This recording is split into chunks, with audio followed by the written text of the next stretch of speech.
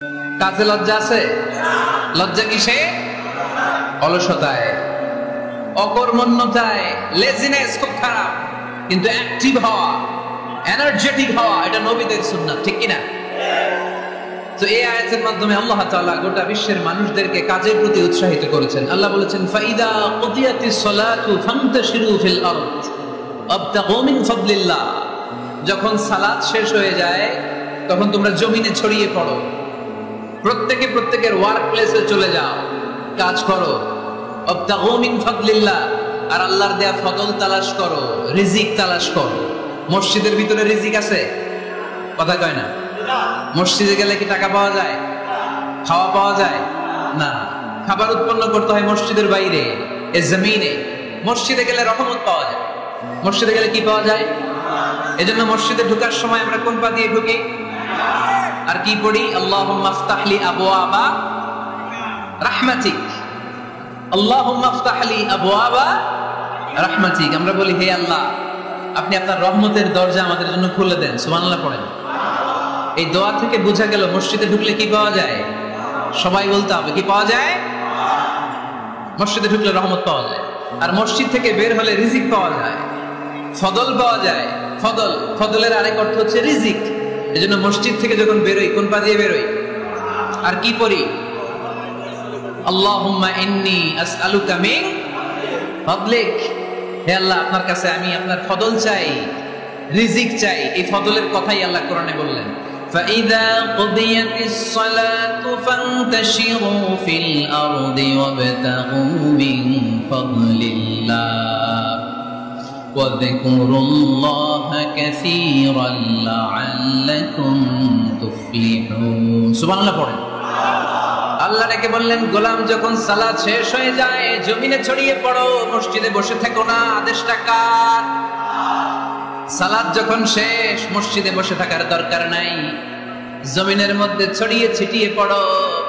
ওয়াবতাগু মিন ফাদলিল্লাহ, আমার ফদল তালাশ করো, আমার রিজিক তালাশ করো, বেশি বেশি আমাকে স্মরণ করো। সুবহানাল্লাহ পড়ে। তার মানে ইসলামের বিধান হচ্ছে যখন সালাতের সময় হবে আপনি মসজিদে যাবেন, আবার সালাত শেষ আপনি আপনার কাজে চলে যাবেন। when you are done with your salat, spread out to your workplace। কাজ শেষ তো আপনার কর্মস্থলে চলে যান। এটা হচ্ছে ইসলামের নিয়ম। নামাজের আজান যখন হবে সবাই মসজিদে ঢুকবে, সালাম ফিরিয়ে নামাজ শেষ সবাই মসজিদ থেকে বের হয়ে যাবে। শিক্ষক চলে যাবে স্কুলে, কৃষক চলে যাবে ফসলের খেতে, ব্যবসায়ীরা চলে যাবে শপিং মলে, মেম্বার অফ দ্য পার্লামেন্ট চলে যাবে সংসদ ভবনে। যে যার কাজের মধ্যে সে তাড়াতাড়ি ইনভলভ হয়ে যাবে। সালাত শেষ, কাজে ঝাঁপিয়ে পড়ো, আদেশ টাকা। তাহলে ইসলামে ইবাদতের অ্যাটিটিউডটা বুঝতে পারছেন? কাজের সময় কাজ, নামাজের সময় আওয়াজ করে বলেন, কাজের সময় নামাজের সময়। সুন্দর হয়েছে না বিষয়টা? ফাইদা কুদিয়াতিস সালাতু ফান্তাশিরু ফিল আরদ। যখন তোমাদের সালাত শেষ তখন জমিনে ছড়িয়ে পড়ো। জমিনটাকে আল্লাহ আমাদের জন্য উর্বর বানিয়েছে। জমিনে বীজ রোপণ করে দিলেই এখানে ফসলের ব্যবস্থা করে দেয় কে? ওয়াল্লাযী জাআলা লাকুমুল আরদা যালুলান ফামশু ফি মানাকিবিহা ওয়া কুলু মির রিজকি ওয়া ইলাইহিন নুশুর। তিনি তো এমন সত্তা যিনি তোমাদের জন্য জমিনটারে ফ্ল্যাট বানিয়ে দিয়েছেন, সমতল বানিয়ে দিয়েছেন। এই জমিনের অলিতে গলিতে, বনে বাদারে, রাস্তায়, সাগরে, পাতালে, পাহাড়ে, বিভিন্ন জায়গায় তোমরা ঘুরে বেড়াও। সেখানে যে আমি আল্লাহর রিজিক তালাশ করো। সুবহানাল্লাহ। এই জমিনটাকে আল্লাহ সাহালাতুল মাসালিক, চলার জন্য সহজ বানিয়ে দিয়েছেন। ফ্ল্যাট, উঁচু নিচু নাই। এই যে প্যান্ডেলের এখানে উঁচু নিচু আছে, আজকে এইখানে যদি উঁচু হতো ওইখানে নিচু হতো, আমরা ঠিক মতো দেখতে পারতেন? বিমান থেকে এটা খুব সুন্দর দেখা যায়, জমিনটা খুব ফ্ল্যাট দেখা যায়, সমতল। এই সমতল হওয়ার কারণে এখানে চাষাবাদের সুযোগ সুবিধা করে দিয়েছে কে? তাহলে বোঝা গেল এই জমিনটা সমতল এবং উর্বর, ভেরি ফার্টাইল ল্যান্ড। আমাদের সালাত শেষ আমরা কাজে চলে যাব, আবার আজান হলে মসজিদে ঢুকে যাবে। এটাই হচ্ছে ইসলামের নিয়ম। সাইয়েদনা ওমর ফারুক যখন মসজিদে নববীর ইমাম, তিনি ইয়ামান দেশের কিছু লোকদের সাথে সাক্ষাৎ করলেন। কোন দেশের? ইয়েমান, যুদ্ধ বিধ্বস্ত একটা দেশ। এখন প্রাচীন নগরী হাদ্রামাউত, বা'লাবাক, এই ইয়ামান দেশের কিছু লোকের সাথে তিনি সাক্ষাৎ করলেন। তারা গোল হয়ে বসে থাকে, নামাজের পরে যায় না, বসে বসে সুবহানাল্লাহ পড়ে, আলহামদুলিল্লাহ পড়ে জিকির করে। ওমরে ফারুক ভাবলেন দেখি পরের ওয়াক্তে কি হয়। উনি আসরের নামাজে ইমামতি করতে আসলেন, এসে দেখলেন ইয়ামানের লোকেরা মসজিদের বারান্দায় আশেপাশে বসে আছে, সবাই যায়, এরা যায় না। মাগরিবের সালাতে উনি ইমামতি করতে আসলেন, ওমরে ফারুক নামাজ শেষ করে দেখলেন সবাই চলে যায়, কিন্তু ইয়ামানের লোকগুলো যায় না। এশার সালাত পর্যন্ত তিনি ওয়েট করলেন। এশার নামাজ পড়ে চলে যাওয়ার সময় ওমরে ফারুক দেখলেন সবাই নামাজ পড়ে কাজে চলে যায়, কিন্তু ইয়ামান দেশের লোকগুলো যায় না। ওমরে ফারুক বললেন, মা বালুকুম মা খাতবুকুম, ঘটনা কি, কি হয়েছে তোমাদের? সবাই নামাজ পড়ে চলে যায়, কাজে যায়, তোমরা যাও না কেন? এখানে কি করো? ইয়ামানিরা বলতে শুরু করলো, নাহনু আল মুতাওয়াক্কিলুনা আলাল্লাহ, আমরা এখানে আল্লাহর উপর তাওয়াক্কুল করে বসে আছি। ওমরে ফারুক অবাক হলেন, আনতুম আল মুতাওয়াক্কিলুনা ফিল্লাহ, তোমরা আল্লাহর উপর তাওয়াক্কুল করে বসে আছো? তো এই যে সারাটা দিন ফাঁকি মেরে এখানে বসে থাকলে তোমাদের খাবার আসে কোত্থেকে? উপার্জন হয় কি করে? ইনকাম আসে কোত্থেকে? রুজি রুটি হয় কোত্থেকে? ইয়ামানি লোকগুলো বললো, আমরা এখানে বসে বসে জিকির করি, তেলাওয়াত করি, বুজুর্গের মতো বসে থাকি, আমাদের বুজুর্গি আর জিকির দেখে আশেপাশের লোকেরা এসে আমাদেরকে খাবার দিয়ে যায়। ওমরে ফারুক বললেন, সর্বনাশ, তাইলে তো তোমরা আল মুতাওয়াক্কিলুনা ফিল্লাহ না, তোমরা হচ্ছে আল মুতাওয়াক্কিলুনা আলা বা'দিকুম বা'দা, একে অপরের উপর নির্ভরশীল। যারা প্লেটে করে খাবার নিয়ে আসে তোমরা তাদের উপর তাওয়াক্কুল করছো, কারণ তারা যদি প্লেট ভরে খাবার নিয়ে আসে তোমাদের পেটে কোনো দানা পানি পড়বে না। তোমরা আল্লাহর উপর মুতাওয়াক্কিলুনা আলাল্লাহ না, তোমাদের সাধ্যের সবটুকু করার পরে তারপরে তোমরা তাওয়াক্কুল করবে। কি সুন্দর ইসলাম! এক সাহাবী বললেন, ইয়া রাসূলুল্লাহ, আমি উটে চড়ে এসেছি, তো আপনি তো আমাদেরকে তাওয়াক্কুলের ওয়াজ করেছেন, আমি উটের রশিটা গাছের মধ্যে না বেঁধে যদি শুয়ে থাকে আল্লাহর উপর তাওয়াক্কুল করি, ওটটা থাকবে না? বিশ্বনবী বললেন, না, তোমার ওট থাকবে না, আগে রশি দিয়ে ওটটা বাঁধো, ইআকিলহা সুম্মা তাওয়াক্কাল আলাল্লাহ, আগে টাইট করে রশি দিয়ে গাছের সাথে উটের রশিটা বাঁধো, এরপর আল্লাহর উপর তাওয়াক্কুল করো। এটার নাম তাওয়াক্কুল। চিল্লায় বলেন ঠিক কি না? আপনার পার্টটা আপনার করতে হবে, আপনার যে রোল, এই রোলটা প্লে করতে হবে। আপনার সর্বোচ্চটুকু করার পরে আমরা তাওয়াক্কুল করি একজনের উপর। চিল্লায় বলেন তিনি কে? ওমরে ফারুক বললেন, তোমরা মুতাওয়াক্কিলুনা আলাল্লাহ নাও, তোমরা বের হয়ে যাও, খবরদার এরপরে কোনোদিন তোমাদেরকে যেন এই মসজিদের মধ্যে ঘাপটি মেরে গোল হয়ে বসে থাকতে না দেখা যায়। কারণ ফাইদা কুদিয়াতিস সালাতু ফান্তাশিরু ফিল আরদ ওয়াবতাগু মিন ফাদলিল্লাহ, ইসলামের বিধান হচ্ছে যখন নামাজ শেষ মসজিদে বসে থাকা যাবে। চিল্লায় বলেন বসে থাকা যাবে? যাবে না, সর্বোচ্চটুকু করে তারপরে আপনাকে বের হয়ে যেতে হবে। প্রতিদিন সকালবেলা পাখির বাসা থেকে দেখবেন পাখিগুলো খালি পেটে বের হয়ে যায়। আপনাদের এই এলাকায় পাখির বাসা আছে? কি পাখির বাসা আছে? হ্যাঁ, সব পাখি আছে। তো সকালবেলা দেখবেন পাখির বাসা থেকে পাখিগুলো খালি পেটে বের হয়ে যায়। বিকেল বেলায় পাখিগুলোর ওদর পূর্তি করে, পেট ভর্তি করে আবার পাখির নিড়ে ফিরিয়ে দেয় কে? কারণ পাখিগুলো তাওয়াক্কুল করেছে কার উপর? পাখিগুলো তাওয়াক্কুল করে যদি পাখির নিড়েই বসে থাকতো, ওদের পেটে খাবার আসতো? কথা বলেন। বিশ্বনবী এটাই বললেন, তাবদু খিমাসান ওয়া তারুহু বিতানা, তোমরা যদি পাখির মতো তাওয়াক্কুল করো, মানে আল্লাহর উপর তাওয়াক্কুল করে জমিনে বের হয়ে যাও, তোমাদেরও রিজিকের দায়িত্ব নিয়ে নিবে কে? সকালবেলা প্রতিটা পাখি না খেয়ে বের হয়ে যায়, একটা পাখির পেটের ভেতরে কোনো দানা পানি নাই, কিন্তু আল্লাহর উপর তাওয়াক্কুল করে পাখিগুলো যখন বের হয়ে যায়, বিকেল বেলা পেট ভর্তি করে, উদর ভর্তি করে আবার পাখির নিরে পাখিগুলোরে ফিরিয়ে দেয় কে? পাখিগুলো কি আমাদের মতো খাবার জমা করে রাখতে পারে? আমরা তো 7 দিনের বাজার একবারে করে ফ্রিজে রাখি। পাখিদের ফ্রিজ আছে না?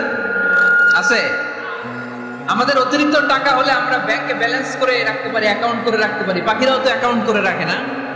না, প্রতিদিন না খেয়ে বের হয়। কালকে ওই পাখিটা কি খাবে, কোন জায়গা থেকে তার রিজিকের ব্যবস্থা হবে আল্লাহ ছাড়া কেউ জানে। এটার নাম তাওয়াক্কুল। এটার নাম কি? আমাদের সাধ্যের, আমাদের ক্যাপাসিটি, আমাদের ক্যাপাবিলিটির সবটুকু করে আমরা তাওয়াক্কুল করি একজনের উপর। চিল্লায় বলেন তিনি কে? এজন্য ইসলাম আমাদেরকে শিখায়, সালাত যখন শেষ বের হয়ে যাও, কাজে নেমে পড়ো। কাজে কোনো লজ্জা নাই, পরিশ্রমে কোনো লজ্জা আছে?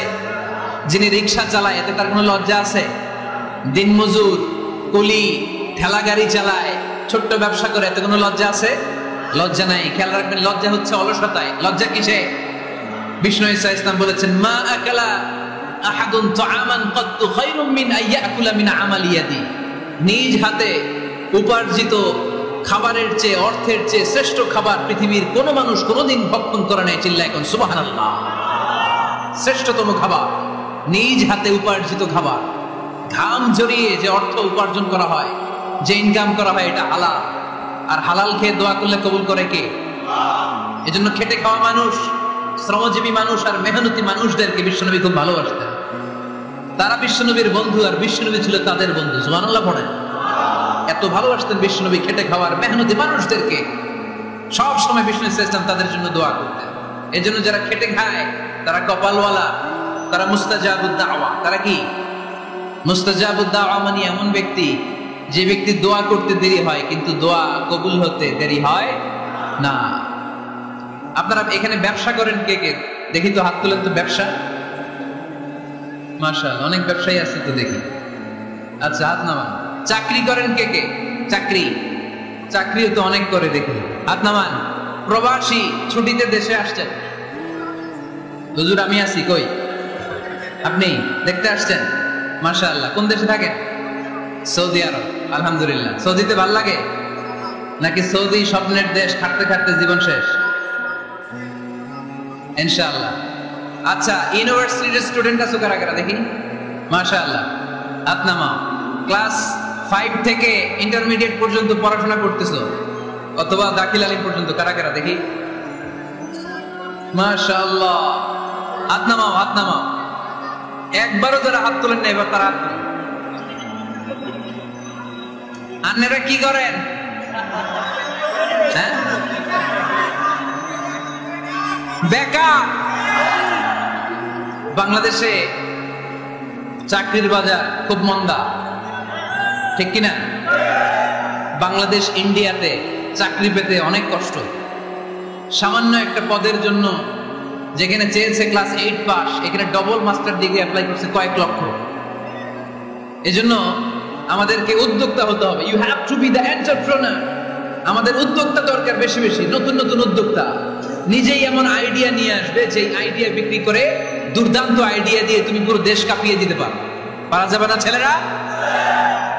আইডিয়ার অনেক দাম। You have to generate new ideas. নতুন নতুন আইডিয়া এনে মানুষ গোটা বিশ্বকে তাক লাগিয়ে দিচ্ছে। এই যে গত কয়েক বছর আগে কারের একটা রাইড চালু হয়েছে, নাম হয়েছে উবার। কি নাম? ঢাকায় যারা চলাফেরা করেন তারা হয়তো চলেছেন। উবারের নাম শুনছেন না? এই উবার কোম্পানি কি করে জানেন? নিজেদের ব্যবসা নাই, পুঁজি নাই, পাত্তি নাই, অফিস নাই, কিচ্ছু নাই, কোটি কোটি টাকা হাতায় নিচ্ছে। Just idea, just they are generating new ideas. নতুন নতুন আইডিয়া দিয়ে গোটা বিশ্ব কাঁপিয়ে নিয়েছে একটা মোবাইল অ্যাপস এর মাধ্যমে। কিসের মাধ্যমে? Mobile apps.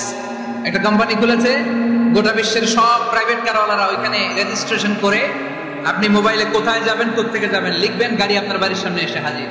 তার একটা পার্সেন্টেজ ওই উবার কোম্পানি পায়। ইউনাইটেড স্টেটস অফ আমেরিকার একটা স্টেট আছে সান ফ্রান্সিসকো, ওইখান থেকে শুরু করছে। 775টা সিটিতে ওদের অপারেশন আছে। বাংলাদেশে ঢাকাতেও আছে। আমি মালয়েশিয়াতে থাকি, ওখানেও আছে, ওখানেও আমরা চলি। প্রায় 63টা দেশে ওদের কাজ বাজ আছে। গত বছরে 2018 সালে ওদের প্রফিট ছিল, রেভিনিউ ছিল 11.27 billion US dollar. 11.27 US billion dollar. Just they are selling their ideas.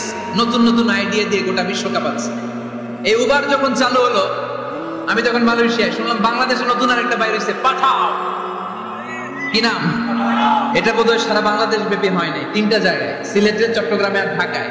এরা আরো চালাক।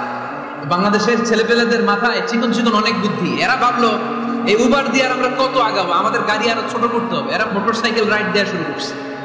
জ্যামের শহর ঢাকা, চিপা চাপা দিয়া এরা আপনারা নিয়ে জায়গা মতো পৌঁছায় দেবে। এরপরে কত কিছু বানাচ্ছে ছেলেপেলেরা, আমি তো এগুলো দেখে অবাক। রকমারি.com নাম শুনছো? বিক্রয়.com নাম শুনছো? ঘরে বসে বসে কোটি কোটি টাকা হাতিয়ে নিচ্ছে তারা। Just they are selling their ideas. যেহেতু আমাদের চাকরি কম, ওই চাকরির বাজারে আমরা লাইন দিতে চাই না। আমাদের মেধাকে খাটিয়ে খাটিয়ে আমরা নতুন তরুণ উদ্যোক্তা বানাতে চাই। চিল্লায় বলো ঠিক কিনা? উদ্যোক্তা যত বাড়বে ততই দেশের কল্যাণ হবে। মানুষ তাদের আইডিয়াকে কাজে লাগিয়ে গোটা বিশ্বকে তাক লাগিয়ে দিচ্ছে। আমরা আমাদের সমতল ভূমিতে চাষ করতে চাই না, মালয়েশিয়াতে একটা এলাকা আছে ক্যামেরুন হাইল্যান্ড, ওরা পাহাড়ের মধ্যে চাষাবাদ করে গোটা মালয়েশিয়ার খাদ্যদ্রব্যের অভাবকে মুক্ত করে দিয়েছে। পাহাড়ের মধ্যে ওখানে ফুলের বাগান, ক্যামেরুন হাইল্যান্ড প্রায় 6000 ফিট উঁচু, প্রচন্ড ঠান্ডা। এই ঠান্ডা পাহাড়ে হিল ট্রাক্স এরিয়াতে মালয়েশিয়ার এই ক্যামেরুন হাইল্যান্ডে ওখানে আছে ফুলের বাগান, আছে ফলের বাগান, আছে চায়ের বাগান, ওখানে মধুর চাষ হয়, ওখানে শাকসবজি চাষ হয়, ওখানে অনেক কিছু চাষাবাদ হয়। ওই ফলমূল শাকসবজি দিয়ে গোটা মালয়েশিয়ার 14টা স্টেটে যত শাক সবজি ফলমূল লাগবে ওরা আঞ্জাম দেয়। আর আমরা আমাদের সমতল ভূমিতে চাষ করতে চাই না, আমরা চাষাবাদকে খুব লজ্জা মনে করি। এটা ভুল আইডিয়া। আমাদের যে এলাকা যে জিনিসের জন্য বিখ্যাত ওইটাকে আমাদের ব্র্যান্ডিং করতে হবে। লক্ষ্মীপুর কিসের জন্য বিখ্যাত? নারিকেল সুপারি। নারিকেল সুপারি যে পৃথিবীর কত মানুষ, ইন্দোনেশিয়ান লোকেরা মুড়ির মতো খায় নারিকেল আর সুপারি। তো এইটারে আমাদের ব্র্যান্ডিং করতে হবে। যেই দেশে যেটা আছে, যে এলাকা যেই পণ্যের জন্য বিখ্যাত ওইটা আমাদের ব্র্যান্ডিং করতে হবে। আমাদের আদমজির জুট মিল বন্ধ না, ভাওয়ানি জুট মিল বন্ধ। আমাদের পাট শিল্পকে ধ্বংস করে দিয়ে ইন্ডিয়া এখন ওই কটনের পাঞ্জাবি বানায়, জুট কটনের পাঞ্জাবি। আছে না নাই? পুরা বাংলাদেশের মার্কেট এই জুট কটনের পাঞ্জাবি দিয়ে সয়লাভ। আমাদের বাংলাদেশের পাট দিয়ে যদি আমরা মিহি পাঞ্জাবি বানাতে পারতাম, গোটা বিশ্বকে, বিশ্ব বাজারকে আমরা দখল করে নিতে পারতাম, ঠিক কিনা? এই জন্য আমাদেরকে নতুন নতুন আইডিয়া জেনারেট করতে হবে। চাকরির পিছনে বসে থাকলে চলবে না। আর আজান যদি হয়ে যায় ছুটে যাবো মসজিদে, আর নামাজ শেষ হলে আমরা আমাদের কাজের দিকে চলে যাবো। চিল্লায় বলেন ঠিক কিনা? যেটাই করবো আমরা ভালোভাবে করবো। আল্লাহ বলেছেন লিয়াবলুয়াকুম আইয়ুকুম আহসানু আমালা। আওয়াজ করে উত্তর দিতে হবে। জান্নাতে যেতে হলে 100তে কত নাম্বার পেতে হবে? হ্যাঁ, হয় নাই 51। কি নাম তোমার? হ্যাঁ, ফরহাদ। জান্নাতে যেতে হলে 100তে আমার দরকার 51। 100তে কত লাগবে? ফাআম্মা মান সাকুলাত মাওয়াজিনুহু ফাহুয়া ফি আইশাতির রাদিয়া। সেদিন মিজানের পাল্লা যার ভারী হয়ে যাবে সে আনন্দ উৎসবে থাকবে। তো মিজানের পাল্লা ভারী হওয়ার জন্য 100তে আমার কত পাওয়া লাগবে? কত পাওয়া লাগবে? 51 পেলেই হয়ে যাবে। এজন্য আল্লাহ বলছেন লিয়াবলুয়াকুম আইয়ুকুম আহসানু আমালা। যেটাই করবে ভালোভাবে করবে। আল্লাহ এটা পরীক্ষা করতে চান যে আমরা ভালোভাবে কে কতটুকু আমল করেছি। যারা আরবি বোঝেন আলেম ওলামা আপনারা জানেন, এখানে আল্লাহ বলেননি লিয়াবলুয়াকুম আইয়ুকুম আকসারু আমালা। আল্লাহ এটা দেখতে চান যে তোমাদের মধ্যে থেকে কে বেশি আমল করে। এটা বলছে আল্লাহ? বলে নাই। আল্লাহ বলেছে লিয়াবলুয়াকুম আইয়ুকুম আহসানু আমালা, যে ভালো করে করে। এজন্য আমরা যাই করি না কেন কি করে করব? আওয়াজ করে বলতে হবে। কেমন করে করব? যে কোনো কাজ করো না ভাই, যে কোনো কাজ করো, তা যেন হয় সবার চেয়ে সবচেয়ে সুন্দর। পড়েন, যে কোনো কাজ করো না ভাই, যে কোনো কাজ করো, তা যেন হয় সবার চেয়ে সবচেয়ে সুন্দর। পড়েন, যে কোনো কাজ করো না ভাই, যে কোনো কাজ করো, তা যেন হয় সবার চেয়ে সবচেয়ে সুন্দর। হোক না সেটা পড়া লেখা, রঙের ভাষায় ছবি আঁকা। পড়েন, হোক না সেটা পড়া লেখা, রঙের ভাষায় ছবি আঁকা, হোক না সেটা সামান্য কাজ কিংবা মহত্তর, তা যেন হয় সবার চেয়ে সবচেয়ে সুন্দর। যে কোনো কাজ করো না ভাই, যে কোনো কাজ করো, তা যেন হয় সবার চেয়ে সবচেয়ে সুন্দর। চিৎকার করে বলেন ঠিক কিনা? আমরা যেটাই করি না কেন ওইটা ভালো করে করার দরকার আছে না নাই? এজন্য কাজে আর শ্রমে কোনো লজ্জা নাই। লজ্জা হচ্ছে অলসতায়। লজ্জা কিসে? অলসতায়। বিষ্ণু ইসলামের কাছে এক সাহাবী এসে বলল, ইয়া রাসূলুল্লাহ আ'তিনি শাইআন, আপনি আমাকে কিছু দান করেন, আমার কিছুই নাই। বিষ্ণু বললেন, তোমার কিছু নাই? সাহাবী বললেন, ইয়া রাসূলুল্লাহ ঘরে আমার শুধু 2টি জিনিস আছে। কয়টা? চিল্লায় বলেন কয়টা? এক হচ্ছে একটা জামা, 2 হচ্ছে পানি খাওয়ার একটা জগ। বিষ্ণু বললেন, এই 2টাই নিয়ে আস। বিশ্বনবীর কথা শুনে ওই সাহাবী ঘর থেকে জামা নিয়ে আসলেন, পানি খাওয়ার জগ নিয়ে আসলেন। বিশ্বনবী সাল্লাল্লাহু আলাইহি ওয়াসাল্লাম ওনার মোবারক হাত দিয়ে এক হাতে জামা ধরে আরেক হাতে পানির জগটা ধরে সাহাবীদের দিকে উদ্দেশ্য করে বললেন, মাইয়াশতারি হাদাইন, এই 2টা জিনিস কেনার মতো কে কে আছে দেখি? কয়েকজন হাত তুললো। বিশ্বনবী বললেন, কত দিয়ে কিনবা? এক সাহাবী বলে, ইন্নী আশতারিহিমা বিদিরহাম, ও নবী যদিও এগুলো আমার দরকার নাই, কিন্তু আপনি যেহেতু নিলামে ডাক তুলেছেন ইয়া রাসূলুল্লাহ, ইয়া হাবিবাল্লাহ, আপনার সম্মানে আমি 1 দিরহাম দিয়ে 2টা জিনিস কিনে নেব। 1 দিরহাম, একটা জামা, একটা পানি খাওয়ার জগ, দাম কত? 1 দিরহাম। বিশ্বনবী বললেন, না না, 1 দিরহাম তো অনেক কম হয়ে যায়। মাইয়াজিদু আলা যালিক, এর চেয়ে বেশি দামে কে কিনবা? আরেক সাহাবী হাত তুলে বলতে লাগলো, ইয়া রাসূলুল্লাহ, ইয়া হাবিবাল্লাহ, ওয়া ইন্নী আশতারিহিমা বিদিরহামাইন, আমি এই জামাটা পানি খাওয়ার জগটা 1 দিরহাম নয় 2 দিরহামের বিনিময়ে কিনতে চাই। বিষ্ণু ইসা ইসলাম ওই সাহাবাকে দিয়ে দিলেন, দিয়ে 2 দিরহাম নিয়ে, যে লোকটা ভিক্ষা করতে এসেছিল তার হাতে 2 দিরহাম দিয়ে বললেন, যাও 1 দিরহাম দিয়ে ঘরে খাবার কিনে দিয়ে আসো, আর 1 দিরহাম দিয়ে একটা কুঠার কিনে নিয়ে আসো। শুনতেছেন? কি কিনে নিয়ে আসো? কুঠার দিয়ে কি করে? গাছ কাটে। ওই সাহাবী কুঠার কিনে নিয়ে আসার পরে বিশ্বনবী নিজ হাতে কুঠারের মধ্যে একটা কাঠের হাতল লাগাই দিলেন। আল্লাহু আকবার! হাতল ছাড়া কুঠার ইউজ করা যাবে? বিশ্বনবী নিজ হাতে ওই কুঠারের ভিতরে একটা হাতল লাগাই দিলেন আর বললেন, লা উরিদু আন আরাকা 15 আইয়া, এই কুঠার নিয়ে জঙ্গলে যাও, গায়ে অনেক শক্তি আছে, কাঠ কাটো, এই কাঠ কেটে বাজারে বিক্রি করো, সামনের 15 দিন যেন আমি আমার চোখের সামনে তোমার না দেখি। বিশ্বনবীর পরামর্শ অনুযায়ী কুঠার নিয়ে ওই সাহাবী জঙ্গলে চলে গেলেন। কাঠ কেটে বাজারে বিক্রি করতে করতে 15 দিন পরে 10 দিরহাম নিয়ে বিশ্বনবীর দরবারে হাজির হয়ে গেলেন। 10 দিরহাম নিয়ে বিশ্বনবীর কাছে হাজির হয়ে গেলেন।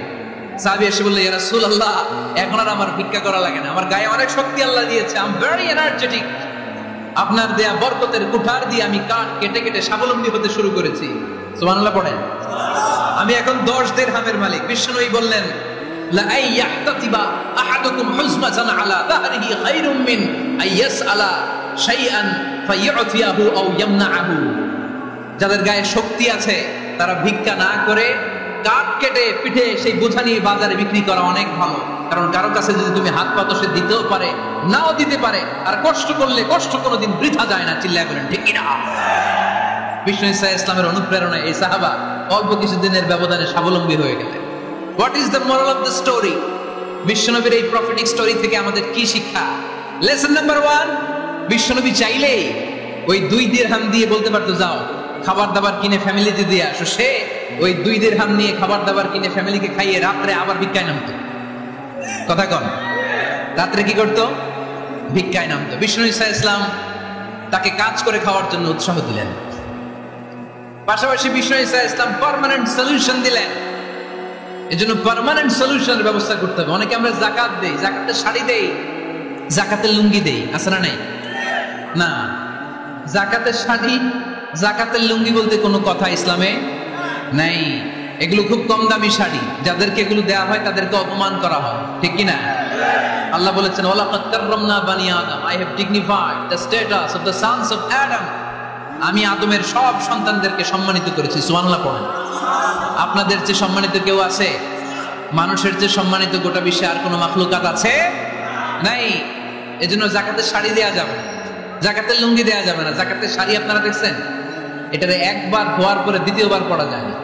মশারি কি পাতলা, এর চেয়েও পাতলা। এই জন্য যাকাতের শাড়ি, যাকাতের লুঙ্গি বলতে ইসলামে কোনো পরিভাষা নাই। আপনাকে স্বাবলম্বী করে দেওয়ার চেষ্টা করতে হবে। যারা বিজনেস ম্যাগনেট আছেন, তারা একসাথে হয়ে একটা স্ট্রং যাকাত ম্যানেজমেন্ট প্ল্যাটফর্ম করতে পারে, যেখান থেকে আপনারা বিভিন্ন থানায়, বিভিন্ন গ্রামে বাছাই করে করে কিছু ভাইদেরকে যাকাত দিতে পারেন স্বাবলম্বী করার উদ্দেশ্যে। যেই ফ্যামিলিকে আছে, কি নাম এটা? পল্লী উন্নয়ন ক্লাব। মাশাআল্লাহ, যাকাত ফান্ড দিয়ে বিদেশে লোক পাঠায়। এর চেয়ে সুন্দর পদ্ধতিতে যাকাত বিতরণ আর হতে পারে? যেই লোকটাকে, যেই ছেলেটাকে বিদেশে পাঠানো হয়েছে, ওই ফ্যামিলিটা আর কোনদিন যাকাতের শাড়ি নেওয়ার জন্য লাইনে দাঁড়াবে? যেই ছেলেটাকে ওনারা অস্ট্রেলিয়ান গাভী কিনে দিছে, দুধ বিক্রি করে যেই ফ্যামিলিটা স্বাবলম্বী হতে শুরু করেছে, তারা আর কোনোদিন যাকাতের লাইনে যেয়ে দাঁড়াবে না। এজন্য যাকাত দিতে হবে স্বাবলম্বী করার জন্য। ইসলাম আমাদেরকে এটাই শিখিয়েছে, কাজ করে খেতে হবে।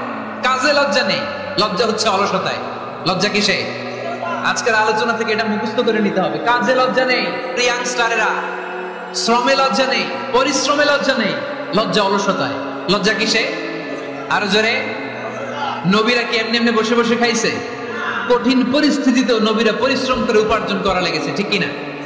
সাইয়েদনা মারিয়াম আলাইহিস সালাম, যার নামে আল্লাহ তাআলা কোরআনে একটা সূরা দিলেন, উনি পৃথিবীতে এমন একজন মহিয়সী নারী, যেই নারীর গর্ভে, যেই নারীর পেটের ভেতরে স্বামীর স্পর্শ ছাড়া সন্তান দিয়েছে কে?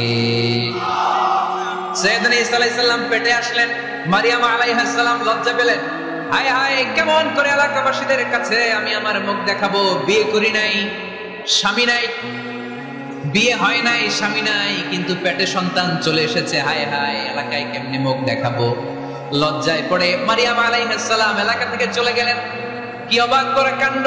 বাচ্চা ভূমিষ্ঠ হওয়ার জন্য, বড় হওয়ার জন্য 6 মাস 7 মাস লাগে নাই, পেটে বাচ্চা আসার সাথে সাথে বাচ্চাটারে বড় করে দিয়েছে কে? সাইয়েদাতুনা মারিয়াম আলাইহিস সালাম এবার বসে বললেন, বুঝতে আরম্ভ করলেন প্রেগন্যান্সির পেইন উঠেছে। হঠাৎ করে পেট থেকে বাচ্চা ভূমিষ্ঠ হয়ে যাওয়ার পরে উনি কাঁপতে আরম্ভ করলেন। ক্ষুধার চোটে খাবার কিছু নাই, সামনে ঝর্ণা, উপরে একটা খেজুর গাছ। সাইয়েদনা ঈসা আলাইহিস সালামকে কোলে নিয়ে মনে মনে ভাবে, হায় রে, কেউ যদি একটু খেজুর পেড়ে দিত, এই ক্ষুধার মুহূর্তে আমি খেজুর খেয়ে পেটের ক্ষুধা নিবারণ করতাম। রব্বুল আলামিন মারিয়ামকে উদ্দেশ্য করে আয়াত নাযিল করে দিলেন, ওয়া হুজ্জি ইলাইকি বিজিদঈন নাখলাতি তুসাকিত আলাইকি রাতাবান জানিয়া। কোরআন সাক্ষী, হুজ্জি ইলাইকি বিজিদঈন নাখলা, এর মানে হচ্ছে মারিয়াম, কেউ পেটে দিবে না, একটু কষ্ট করে হাতটা উঁচু করে খেজুরের ডালা ধরে ঝাঁকুনি মারো, কষ্ট সে কাঁচা পাকা খেজুর নিচের দিকে পড়বে, তারপর তুমি তুলে খাবে। সুবহানাল্লাহ পড়ে। আল্লাহ চাইলে অটোমেটিক্যালি কারামাত হিসেবে খেজুরগুলো নিচে ফেলতে পারতেন না? কথা কোন? খেজুরগুলো অটোমেটিক্যালি নিচের দিকে পড়ছে? পড়ে নাই। আল্লাহ শিক্ষা দিয়েছে, যেই পরিস্থিতিতে থাকো না কেন, তোমাকে শ্রম ব্যয় করে, কষ্ট করে তোমার উপার্জন করতে হবে, রিজিকের বন্দোবস্ত করতে হবে। চিল্লায় বলেন ঠিক কিনা? ইসলাম আমাদেরকে এটাই শিখিয়েছে, কাজে লজ্জা নাই। আবার বিশ্বনবী বললেন, ইন কামাতিস সাআ ওয়া ফি ইয়াদি আহাদিকুম ফাসিলাতুন, তোমাদের কারো হাতে যদি একটা চারা বীজ থাকে, সে যদি দেখে কিয়ামত হতে শুরু করেছে, فإن استطاع أن يغرسها قبل أن تقوم الساعة فليغرسها, কারো হাতে একটা চারা বীজ নিয়ত করেছে, চারা বীজটা রোপণ করবে। ইন দা মিন টাইম দেখলো কিয়ামত হতে শুরু করেছে, বিশ্বনবী বললেন, যদি তোমার সুযোগ থাকে কিয়ামত হওয়ার আগে চারা বীজটা রোপণ করে দাও। কথা বুঝতে পেরেছেন? আপনার হাতে একটা চারা বীজ, আপনি প্ল্যান করেছেন এই চারা বীজটা রোপণ করবেন। ইন দা মিন টাইম দেখলেন কি হওয়া শুরু হয়েছে? ইযা যুলজিলাতিল আরদু জিলজালাহা, দ্য বিগেস্ট আর্থকোয়েক, ভূমিকম্প শুরু হয়েছে, কিয়ামত হয়ে যাবে। বিশ্বনবী বললেন, কিয়ামত হইতেছে ওদিকে, আর তোমার হাতে যদি চারা বীজ থাকে, দেরি করো না, কিয়ামত তোমার কাছ পর্যন্ত আসার আগে সুযোগ পেলে চারা বীজটা রোপণ করে দাও। ইসলাম শিখিয়েছে শেষ নিঃশ্বাস পর্যন্ত তোমাকে লড়ে যেতে হবে। এই পৃথিবীতে কেউ কাউকে জায়গা করে দেয় না, জায়গা করে নিতে হবে। এই পৃথিবীটা, the life is not a bed of roses, এটা ফুল বিছানো কোনো ফুল সজ্জা নয়, এটা কণ্ঠকাকীর্ণ। কেউ আপনার স্পেস করে দিবে না, কেউ আপনাকে সুযোগ করে দিবে না, কেউ আপনার জায়গা করে দিবে না, বরং আপনি জায়গা করে নিলে টাইনা নিচে নামা। কথা বলেন? এজন্য কখনো অলসতাকে স্থান দেয়া যাবে। রাসূল বাত্তালি, দুক্কানু শয়তান, অলস মস্তিষ্ক শয়তানের আড্ডা। অলস যদি কেউ থাকে, এটারে টেনে বেঁধে কাজে নামাবে, পারা যাবে? আমরা আজকে অলসতাকে নো বলে যাবে মাহফিল থেকে। অলসতাকে আমরা কি বলবো? আওয়াজ করে বলতে হবে। অলসতাকে কি বলবো আমরা? মুমিনের জীবনে কোনো অলসতা নাই। অলস হয় মুনাফিকরা। অলস হয় কারা? চিল্লায় বলতে হবে। মুমিনরা অলস হয়? অলস হয় কারা?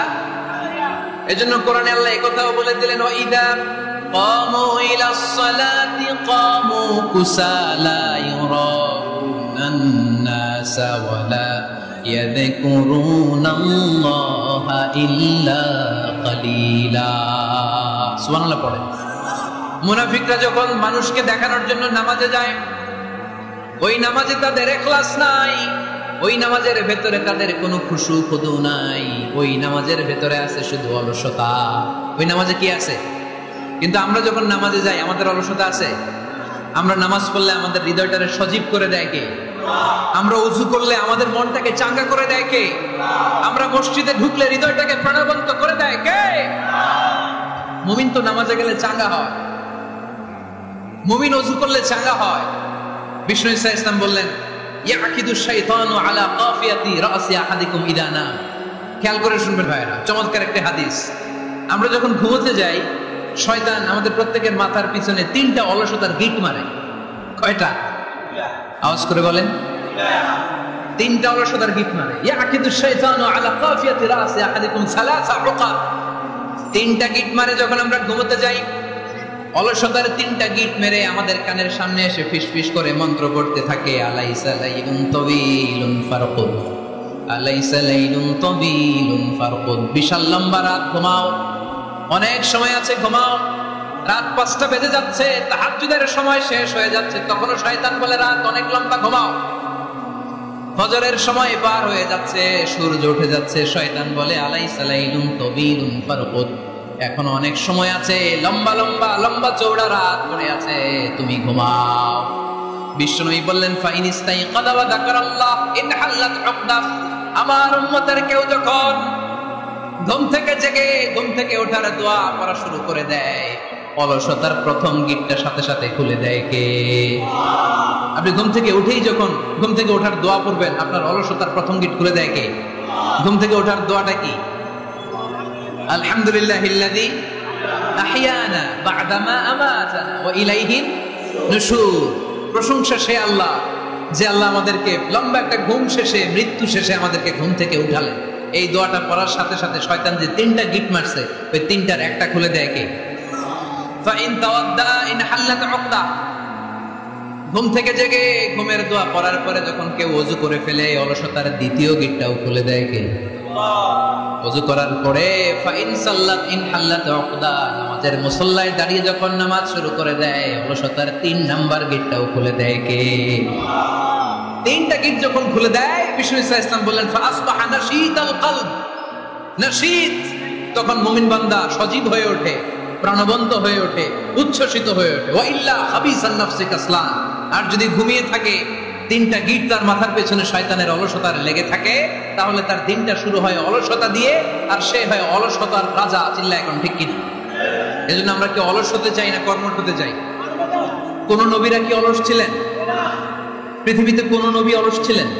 সব নবী কর্মঠ ছিলেন। বিষ্ণু ইসলাম বললেন মা বাআসাল্লাহু নাবিয়্যান ইল্লা রাআল গানাম। এই পৃথিবীতে এমন কোন নবী নাই যেই নবী বকরি চড়ায় নাই। তো পৃথিবীতে এমন কোন নবী নাই যেই নবী কি চড়ায় নাই? ছাগল চড়ায় নাই। সাহাবারা বললেন ইয়া রাসূলুল্লাহ আনতা কাযালিক, আপনিও ছাগল চড়াইছেন? বিষ্ণু ইসলাম বললেন না, আমিও ছাগল চড়িয়েছি। ওয়া ইন্নী আরআহা আলা কারারাইতি আহলি মক্কা, আমি তো মক্কাবাসীদের অল্প কিছু পয়সার বিনিময়ে তাদের ছাগলগুলোকে চড়িয়ে দিতাম। সুবহানাল্লাহ পড়বেন না? বিষ্ণু ইসলাম ছাগল চড়াতেন। ছাগল চড়ানো সহজ কাজ না কঠিন কাজ?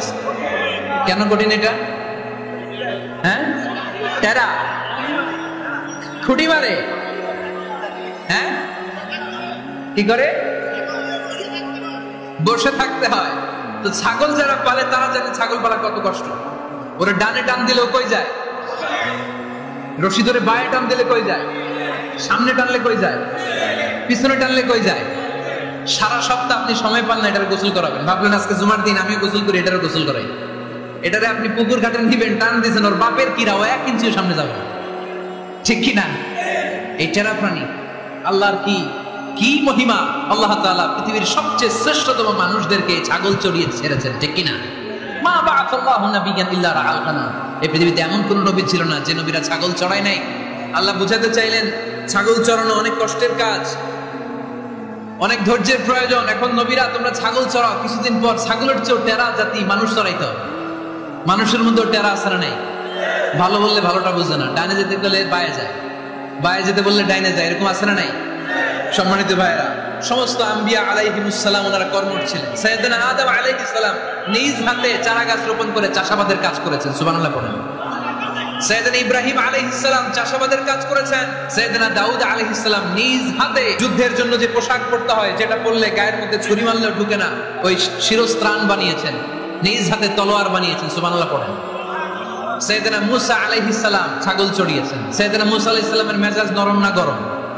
নবীদের মধ্যে সবচেয়ে বেশি মেজাজওয়ালা নবী ছিলেন মূসা আলাইহিস সালাম। উনিও 8 থেকে 10 বছর সাইয়েদনা শুআয়ব আলাইহিস সালামের এরিয়াতে ছাগল চড়িয়েছেন। চিল্লায় বলেন সুবহানাল্লাহ। এজন্য নবীরা যেহেতু কাজ করেছেন, কর্মঠ ছিলেন, আমরাও কর্মঠ হব। ঠিক কিনা? সাহাবারাও কর্মঠ ছিলেন। বিশ্বনবীর সাহাবারাও ব্যবসা করতেন। সাইয়েদনা আবু বকরের বিশাল ব্যবসা প্রতিষ্ঠান ছিল। সুবহানাল্লাহ পড়েন। আপনারা হজ উমরা করেছেন কে কে দেখি? করছেন? মাশাআল্লাহ। যারা করে নাই আল্লাহ তাদেরকে আল্লাহর ঘর জিয়ারতের তুমি নসিব করো। আমিন। বিশ্বনবীর মাকবারার সামনে দাঁড়িয়ে আমরা যেন সালাম পেশ করতে পারি, তুমি নসিব করো। আমিন। বাইতুল্লাহ শরীফে এবং মসজিদ নববীতে আমরা যেন সালাত আদায় করতে পারি, আল্লাহ তুমি নসিব করো। আমিন। সাইয়েদনা আবু বকর রাদিয়াল্লাহু তাআলা আনহু ব্যবসা প্রতিষ্ঠান ছিল মক্কা কাবা ঘরের পাশেই। ওনার ব্যবসা প্রতিষ্ঠানগুলো যেখানে ছিল ঠিক ওইখানেই সৌদি সরকার এখন শপিং মল বানিয়ে দিয়েছে, মসজিদ আবু বকর। মক্কা শহরের যেখানে বহিরাগতরা এসে ওখানে ছাগল, ওখানে ঘোড়া, উট এগুলো রাখতো, আস্তাবল রাখতো, ঘোড়া আর উট যেখানে রাখা হতো ঠিক ওই জায়গায় সৌদি সরকার ওটার পার্কিং লট বানায় দিয়েছে। মানে যেখানে আগে সাহাবাদের ব্যবসার জায়গা ওইখানে বর্তমানে শপিং মল। যেখানে আগের সময়কাল সাহাবারা উট আর ঘোড়া রেখে বাঁধতো ওইখানে এখন গাড়ি ঘোড়া রাখার ব্যবস্থা করা হয়েছে। সাইয়েদনা আবু বকর অনেক বড় ব্যবসায়ী ছিলেন। ওনার নিজ টাকা দিয়ে হাবাসা থেকে আসা সাইয়েদনা বেলালকে তিনি 20,000 স্বর্ণ মুদ্রা দিয়ে উমাইয়া ইবনে খালাফের কবল থেকে তিনি মুক্ত করেছেন। সাইয়েদনা উসমান যুন্নুরাইন বড় ব্যবসায়ী ছিলেন। নিজের টাকা দিয়ে মদিনার মুসলমানেরা পানি খেতে পারে না, বিইরে রুমা নামে একটা কুয়া ছিল, এই কুয়ার মালিক ছিল ইহুদি। মুসলমানেরা পানি খেতে গেলে এসে বকা দিত, পানি খেতে দিত না। বিশ্বনবী বললেন, আমার সাহাবীদের মধ্যে এমন কি কেউ নাই নিজের অর্থায়নে বীরে রুমা কিনে মুসলমানদেরকে দিয়ে দিবে? সাইয়েদনা উসমান যুন্নুরাইন বলল, ইয়া রাসূলুল্লাহ, আপনার খেদমতে আমি হাজির। মুহূর্তের মধ্যে সাইয়েদনা উসমান যুন্নুরাইন নিজের অর্থায়নে বীরে রুমাটা কিনে মুসলমানদের জন্য সদকা করে দিয়েছে। তো ব্যবসা না করলে, কর্মঠ না হলে, উপার্জন না হলে সদকা করা যাবে? চিল্লায় বলেন, করা যাবে? সুনানে তিরমিজির বর্ণনা, বিষ্ণু ঈসা ইসলাম মক্কা থেকে যত সাহাবারা হিজরত করে মদিনায় এসেছে, মদিনাতে কোন না কোন সাহাবার সাথে বিশ্বনবী ভ্রাতৃত্বের বন্ধনে আবদ্ধ করে দিয়েছে। সুবহানাল্লাহ পড়েন। এজন্য মক্কা থেকে যারা এসেছে এদেরকে বলে মুহাজির। এদেরকে কি বলে? আর মদিনায় যারা ছিল এদেরকে বলে আনসার। এদেরকে কি বলে? আওয়াজ করে উত্তর দিবেন। মক্কা থেকে যারা এসেছে তাদের নাম মুহাজির, আর যারা মদিনার সাহাবী তাদের নাম আনসার। মক্কা থেকে হিজরত করে যে সমস্ত সাহাবারা এসেছিল তারা ছিল মদিনার মেহমান। বিশ্বনবী এক এক মক্কার সাহাবীকে মদিনার এক এক সাহাবীর সাথে ভ্রাতৃত্বের বন্ধনে আবদ্ধ করে দিলেন। আব্দুর রহমান ইবনে আউফ রাদিয়াল্লাহু তাআলা আনহু, ওনার সাথে ভ্রাতৃত্বের বন্ধনে যে সাহাবীকে বিশ্বনবী আবদ্ধ করে দিলেন ওনার নাম হচ্ছে সাআদ ইবনে রাবিয়া। কি নাম? মদিনার অনেক বড় ব্যবসায়ী। বিশ্বনবী বললেন, ও আব্দুর রহমান ইবনে আউফ, সম্পদ ছেড়ে দিয়ে, পরিবার ছেড়ে দিয়ে, স্থাবর সব ছেড়ে দিয়ে আল্লাহ রাসূলের ভালোবাসায় মক্কা থেকে মদিনায় এসেছো। মদিনায় তোমার চিন্তা নাই, সাদ ইবনে রবিকে আমি তোমার ভাই বানিয়ে দিলাম। সাদ ইবনে রবি তোমার আপন ভাইয়ের মতো। সাদ ইবনে রবি বলল, আব্দুর রহমান, জীবনে তোমারে কোনোদিন দেখি নাই, তোমারে আমি চিনি না, তোমার নাম শুনি নাই, কিন্তু বিশ্বনবী তো তোমার দায়িত্ব আমাকে দিয়েছে। আমার চেয়ে বড় ধনী এই মদিনার মধ্যে দ্বিতীয় কেউ নাই। আজ থেকে তুমি আমার ভাই, আজ থেকে তুমি আমার কি। আল্লাহ আমাকে যত সম্পত্তি দান করেছে তার অর্ধেক সম্পত্তি আমি তোমার নামে দিয়ে দিলাম। ও আব্দুর রহমান ইবনে আউফ, শুধু তাই নয়, রব্বুল আলামিন আমাকে 2 জন স্ত্রী দিয়েছে। কয়জন? তুমি দেখো আমার কোন স্ত্রীকে তোমার বেশি ভালো লাগে, যার নাম তুমি বলবে সাথে সাথে আমি তারে তালাক দিয়ে দিব। তার ইদ্দত পালন শেষে তুমি তাকে বিয়ে করে তোমার সাথে নিয়ে যাবা। সুবহানাল্লাহ। কারণ বিশ্বনবী তোমার দায়িত্ব আমার কাঁধে দিয়েছে, তুমি আমার ভাই, আমি মদিনার সবচেয়ে বড় ধনী, আমার অর্ধেক সম্পদ আমি তোমারে দিয়ে দিব। আমার 2 স্ত্রীর 1 স্ত্রীকে তোমারে দিয়ে দিব। সাইয়েদনা আব্দুর রহমান ইবনে আউফ এই কথা শুনে অবাক হয়ে উনিও এক অবাক কথা বললেন। উনি বললেন, লা হাজাতা লি ফি আখি, ও আমার প্রাণের ভাই, তোমার কথা শুনে আমার হৃদয়টা ভরে গিয়েছে, কিন্তু তোমার সম্পদেরও দরকার আমার নাই, তোমার স্ত্রীরও দরকার আমার নাই। বারাকাল্লাহু ফি মালিক ওয়া লি আহলিক, আল্লাহ তোমার মালেও বরকত দেখ, তোমার সম্পদেও বরকত দেখ। তুমি শুধু একটু কষ্ট করবা। কি কষ্ট? দুল্লানি আলা সুক, show me the way to the market. তুমি মদিনায় কোনো মার্কেট আছে কিনা, শপিং মল আছে কিনা, ব্যবসা প্রতিষ্ঠান আছে কিনা আমারে দেখায় দাও। সুবহানাল্লাহ। আমরা হইলে কি করতাম? একজনকে যদি বলা হয়, ভাই আপনি একটু ভাই, আমার অর্ধেক সম্পদ আপনারে দিয়ে দেব, কি করবে? পায়ের উপর পা তুলে খাবে আর বলবে, কি আনন্দ আকাশে বাতাসে। ঠিক কিনা? এরপর যদি বলি, ভাই আমার 2 বউ, যেটারে সুন্দর লাগে বলেন তালাক দিয়ে দেই, নিয়ে যান, কি বলবে? কি আনন্দ আকাশে বাতাস। আল্লাহ রাসূলের সাহাবী আব্দুর রহমান ইবনে আউফ বললেন, লা হাজাতা লি ফি, আমার দরকার নেই। দুল্লানি আলা সুক, just show me the way to market, এখানে মার্কেট কই আছে দেখায় দাও। অবাক হয়ে গেলেন সাদ বিন রাবি, বললেন ও আব্দুর রহমান ইবনে আউফ, ঠিক আছে তুমি যদি নিতে না চাও তোমারে আমি জোর জবরদস্তি করব না। শুনে রাখো মদিনাতে ইহুদিদের কয়নুকার একটা বাজার আছে। এই কথা বলার সাথে সাথে আব্দুর রহমান ইবনে আউফ চলে গেলেন। এর পরের দিন অল্প কিছু পনির আর ঘি দিয়ে ব্যবসা শুরু করলেন। পনির আর ঘিয়ের ব্যবসা করতে করতে করতে করতে ব্যবসায় তিনি এত লাভ করলেন, উনি বললেন আমি যদি কখনো মদিনার বালুর মধ্যে হাত দিতাম ওই বালুটারও সোনা বানায় দিত কে? দুল্লানি আলা সুক। কর্মঠ যুবক ভাইরা, এ আব্দুর রহমান ইবনে আউফ আমাদের প্রেরণা। উনি অন্যের ঘাড়ে পাড়া দিয়ে খেতে চায় নাই, আরেকজনের উপর ডিপেন্ডেন্ট বা নির্ভরশীল হতে চায় নাই। তিনি স্বাবলম্বী হওয়ার শিক্ষা লেসেন কিয়ামত পর্যন্ত গোটা বিশ্বের যুবকদের জন্য রেখে গিয়েছে। চিল্লায় বলো ঠিক কিনা? দুল্লানি আলা সুক, show me the way to market. Market কোথায় দেখাও। পনির আর ঘি নিয়ে ব্যবসা করতে করতে কয়েক মাসের ব্যবধানে ইতিহাস সাক্ষী সাইয়েদনা আব্দুর রহমান ইবনে আউফ মদিনার বিশাল বড় বিজনেস ম্যাগনেটে পরিণত হয়ে গেলেন। চিল্লায় পড়েন আল্লাহু আকবার। এজন্য ব্যবসার ভিতরে বরকত ঢুকিয়ে দিয়েছে কে? বিষ্ণু বললেন আত-তাজিরা সাদুকাল আমিন মা'আন নাবিয়্যিন ওয়াস সিদ্দীকিন ওয়াস শুহাদা'i ওয়াস সালিহিন। আমানতদার ব্যবসায়ী তারা সাধারণ কোনো মানুষ নয়, কিয়ামতের দিন নবীদের সাথে হাসর হয়ে যাবে। আপনারা যারা ব্যবসা করেন এটা সাধারণ বিষয় নয়। বিষ্ণু ইসলাম নিজেও ব্যবসায়ী ছিলেন। ওনার জীবনের প্রথমে তিনি খাদিজা রাদিয়াল্লাহু তাআলা আনহার ব্যবসার স্টাফ হয়ে কাজ শুরু করেছেন, এরপর নিজে ব্যবসা শুরু করেছেন। এরপরে খাদিজাতুল কুবরা রাদিয়াল্লাহু তাআলা আনহা সব সম্পত্তি বিয়ের পরে বিশ্বনবীর পায়ের সামনে ঢেলে দিয়েছেন। বললেন ইয়া রাসূলুল্লাহ, এই সম্পদ আমি আপনাকে দিয়ে দিলাম, আপনি ইচ্ছামতো দিনের প্রয়োজনে খরচ করেন। সুবহানাল্লাহ পড়েন। এজন্য বিষ্ণু ইসলাম আমাদের জন্য উপমা, আব্দুর রহমান ইবনে আউফ আমাদের জন্য উপমা। যারা ব্যবসা করেন তারা বিষ্ণু ইসলামের সুন্নাহ পালন করছেন। আত-তাজির আস-সাদুক আল-আমিন। বিষ্ণু বললেন সত্যবাদী আমানতদার ব্যবসায়ী, যে ব্যবসা করতে যে মিথ্যা কথা বলে না। অনেক ব্যবসায়ীরা আছে পণ্য চালানোর জন্য মিথ্যা কথা বলে আর কসম কাটে, আছে না নাই? এমনটা করা যাবে? সকালবেলা স্ত্রীরে বলে এই গরুগুলা বিক্রি করবো, তুই একটা দাম কত কমো? স্ত্রীরে শিখাই দিচ্ছে এই গরুর দাম তুই 40,000। তো বউ বলে ঠিক আছে, দাম কইলাম 40,000। তো এরপরে বাজারে যখন গরু বিক্রি করতে যায় একজন যখন বলে যে ভাই এটা 30,000 টাকা দিয়ে কিনবো, ভাই আল্লাহর কসম সকালে একজন 40,000 দাম কইছে আমি দেইনি। আছে না নাই? কৌশল করে বউরে শিখাইছে সকালে তুই দাম তো 40,000। তো বাজারে যায় সকালে একজন দাম করছে, দাম করে কইছে 40,000 দেইনি, আপনার 30,000 কেমনে দেই? এরকম ডাকাইতে আছে না নাই? আর নাই, আমি কই নাই, এরা কই আছে। সম্মানিত ভাইয়েরা, এজন্য আজকের মাহফিল থেকে আমরা যেটা শিখলাম সেটা হচ্ছে পরিশ্রমে কোনো লজ্জা আছে? আমরা কাজ করে খাবো, ঠিক কিনা? Never under estimate any job. যুবক ভাইয়েরা শুনতেছ? এরকম আওয়াজ করতে হবে, কান খাড়া করে শোনো। Never under estimate any job. কোন চাকরিকে ছোট করে দেখা যাবে, whether it's small or big, you don't care. এটা কেয়ার করা যাবে না। ছোট্ট চাকরি পাইলেই ঢুকে যাবে, বড় অফার আসলে পরে ঢুকবা। এটা ছোট কাজ, এটা হোটেলের ওয়েটার, এটা ছোট্ট স্টাফ, এটা কেরানি না। কাজ কাজই, কাজের মধ্যে কোনো ছোট বড় নাই। খেটে খাওয়া মানুষকে বিশ্বনবী অনেক সম্মান করতেন।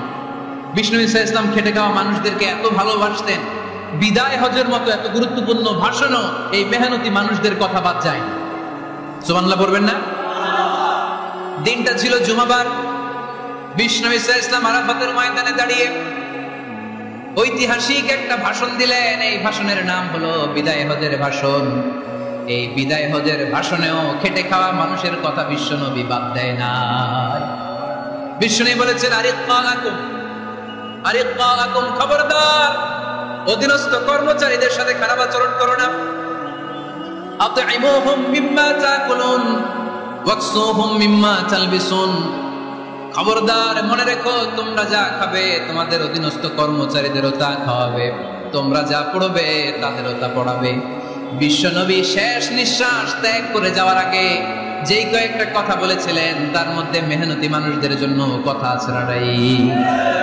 বিষ্ণু ইসলাম যখন শেষ নিঃশ্বাস ত্যাগ করবেন তিনি বলেছিলেন আসসালাত আসসালাত, উম্মতেরা নামাজ নামাজ নামাজ ছেড়ে দিও না, নামাজ তরক করো না, নামাজ কাজা করো না।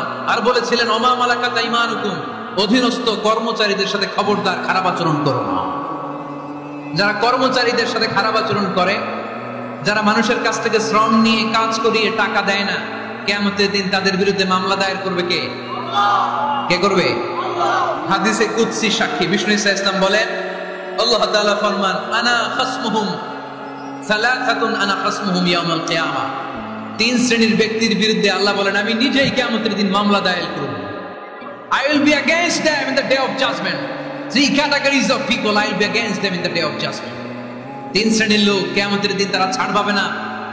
আল্লাহ বলেন আমি নিজেই তাদের বিরুদ্ধে মামলা দায়ের করব। এর মধ্যে এক শ্রেণীর লোক হচ্ছে রাজুলুন ইস্তাআজারা জিরান ফাস্তাউফা মিনহু ওয়া লাম ইয়াতি আজরা। একজন শ্রমিক ভাড়া করে তার কাছ থেকে কাজ নিয়েছে কিন্তু তার পারিশ্রমিক আদায় করে নাই। এরকম আছে না নাই? দাপট দেখায়, দাপট দেখায় ইউনিভার্সিটির ক্যান্টিনগুলোতে। ইউনিভার্সিটির ক্যান্টিনে যে খায় মাগার বিল দেয় না, এরকম টাকায় আছে না নাই? চায়ের দোকানে চা খেয়ে পরে দিন বিল দেয় না, আছে না নাই? দোকানে যে পণ্য কিনে বিল দেয় না, পরে দিন আছে না নাই? কিয়ামতের দিন আল্লাহ করে মাস্তানি ছুটাবে, চিল্লা এখন ঠিক কিনা? আনা খাসমুহুম, আমি নিজেই তাদের বিরুদ্ধে মামলা দায়ের করব। কথাটা কার? এজন্য বিশ্বনবী বললেন খবরদার, মেহনতি মানুষ, খেটে খাওয়া মানুষ, এদের দোয়া কবুল হয়ে যায়। আ'তুল আজীরা আজরাহু ক্বাবলা আন ইয়াজিফা আরাকুহু। খবরদার, বিশ্বনবী বললেন শ্রমিকের ঘাম শুকিয়ে যাওয়ার আগে তাদের পারিশ্রমিক মিটিয়ে দাও। বিশ্বনবীর বিখ্যাত হাদিস আ'তুল আজীরা আজরাহু ক্বাবলা আন ইয়াজিফা আরাকুহু। শ্রমিকের ঘাম মাটিতে লাগার আগে, শুকিয়ে যাওয়ার আগে তাদের পারিশ্রমিক মিটিয়ে দাও। কেননা তারা যদি বদদোয়া করে তোমার জীবনকে জাহান্নাম বানিয়ে দিবে কে? বিষ্ণু ইসা ইসলাম সব সময় খেটে খাওয়া মানুষদেরকে আগলে রাখতেন। সব সময় শুধু যে ভাষণে মেহনতি মানুষদের সাথে ভালো আচরণ করতে বলতেন, শ্রমিকদের সাথে ভালো আচরণ করতে বলতেন এমনটা নয়, ওনার ব্যক্তিগত জীবন ঘাটলেও দেখা যায় উনি শ্রমিকদের সাথে কেমন আচরণ করেছেন। বিষ্ণু ইসা ইসলামের একজন খাদেম ছিল, আপনারা তার নাম জানেন? কি নাম? সবাই বলেন আনাস। আওয়াজ করে বলেন বিশ্বনবীর খাদেমের নাম। নামটা কেমন লাগে? ভালো লাগে? ছেলে হইলে রাখবেন তো? রাখবেন? অনেকে আমারে জিজ্ঞেস করে যে আমার একটা ছেলের নাম বলে দেন। এই এলাকার যদি কারো সম্ভাব্য আগন্তুক 2-1 মাস পরেই ছেলে পৃথিবীতে আসবে, এর নাম রাখবেন আনাস। নাম কি রাখবেন? খাদিমু রাসূলিল্লাহ, আল্লাহ রাসূল সাল্লাল্লাহু আলাইহি ওয়াসাল্লামের খাদেম। এই খাদেমের কাছ থেকে একটু শোনেন ওনার মালিক কেমন ছিল। শুনবেন নাকি কষ্ট হচ্ছে? সম্মানিত ভাইরা খেয়াল রাখবেন, কোন পীর সাহেবের ব্যাপারে যদি আপনি রিপোর্ট চান, পীর সাহেবের বউয়ের কাছ থেকে শুনবেন। কথা কয় না? বোঝে নাই বোধ হয়। একজন পীর সাহেব হুজুর উনি কেমন, রিপোর্ট নেবেন কার কাছ থেকে? কার কাছ থেকে?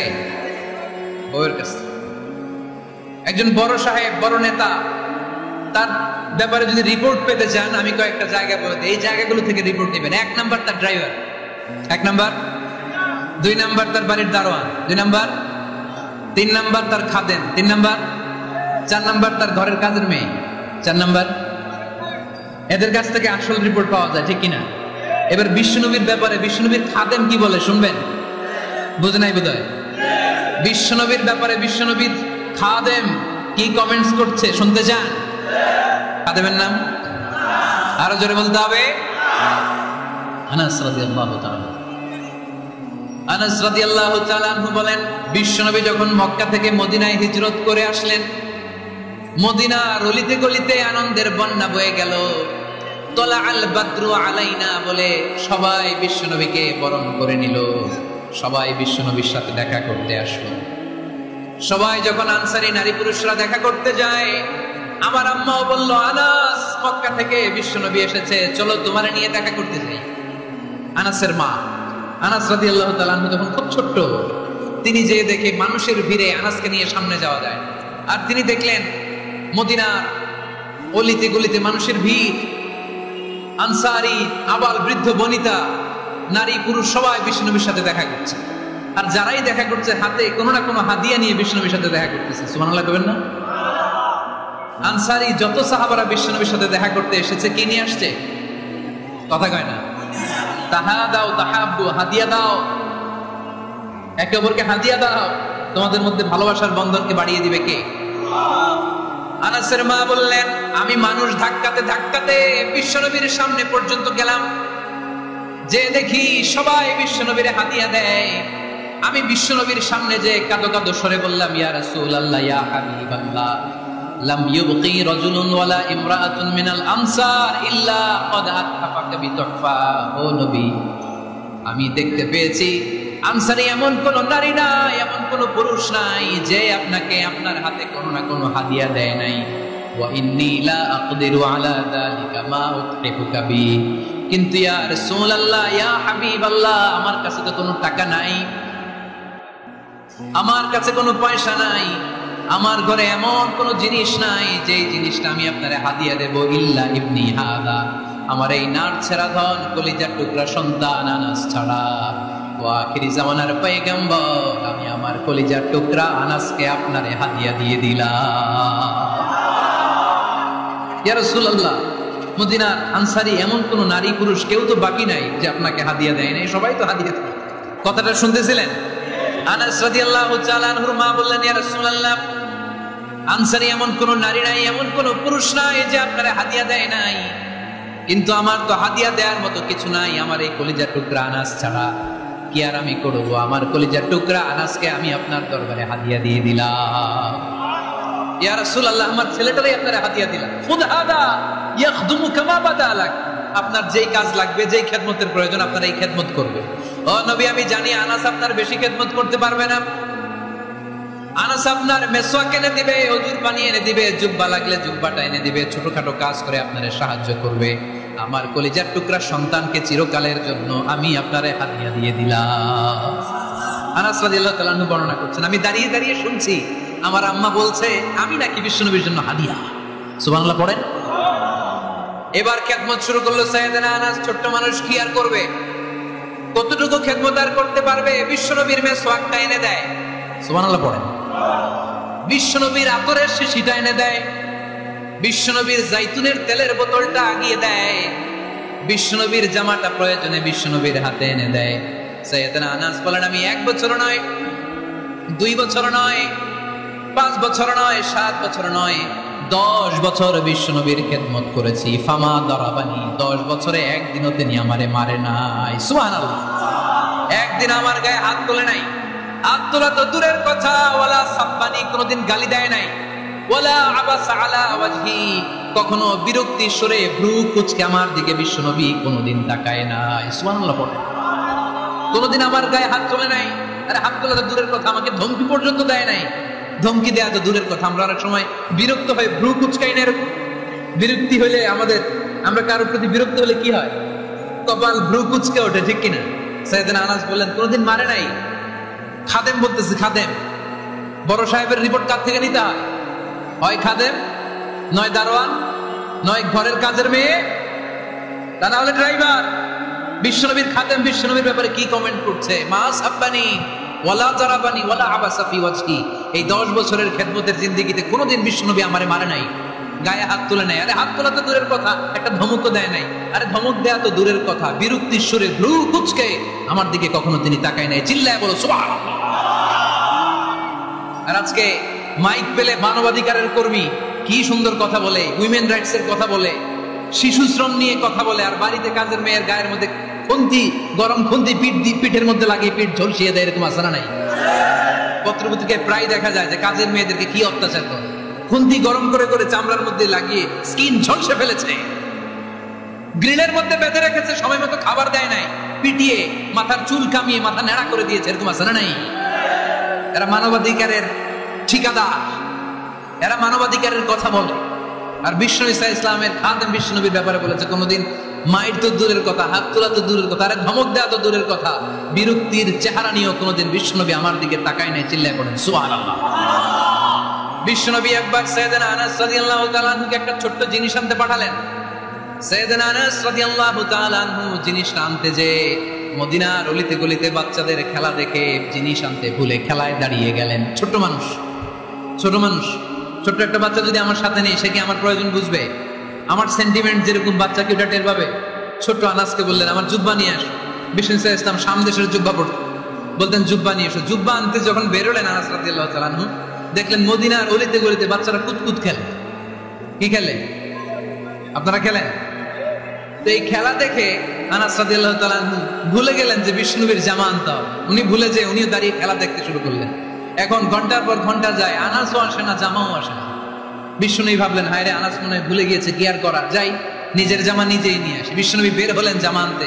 বের হয়েই দেখে মদিনার গলিতে বাচ্চারা খেলতেছে, ওইদিকে আনাস রাদিয়াল্লাহু আনহু দাঁড়ান।